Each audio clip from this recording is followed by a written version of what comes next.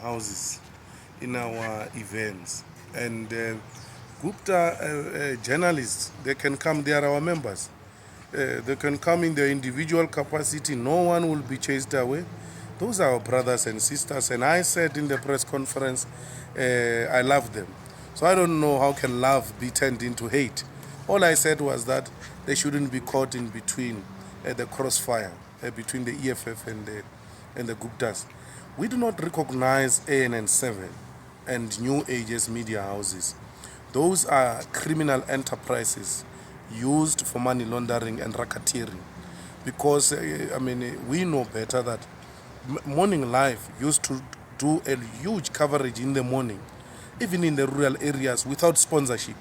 All of a sudden, there is a new age, and there is sponsorship on morning shows, which is a clear indication of people who are determined to steal money using that newspaper. It goes into the newspaper, and then they go and catch the javelin from the other side. So they are not media houses, and by continuing to invite them to our events, we're actually legitimizing them.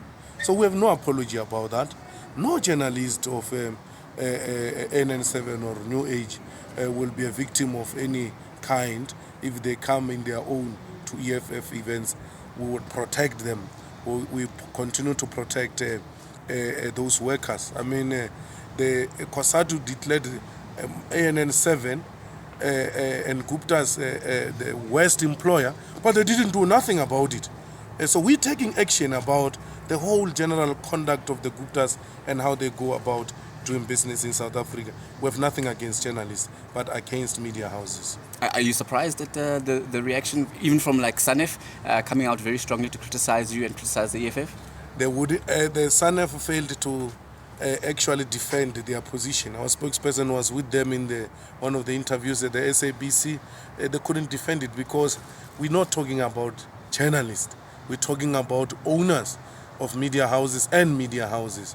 And they are not invited. Even here, today, they are not invited. We have since written a letter to them, telling them that they should no longer come to our events because we do not recognize them as media houses, but rather as criminal enterprises, which are used for money laundering and racketeering.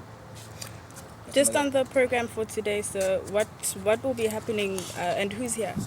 Well, we have chairpersons and secretaries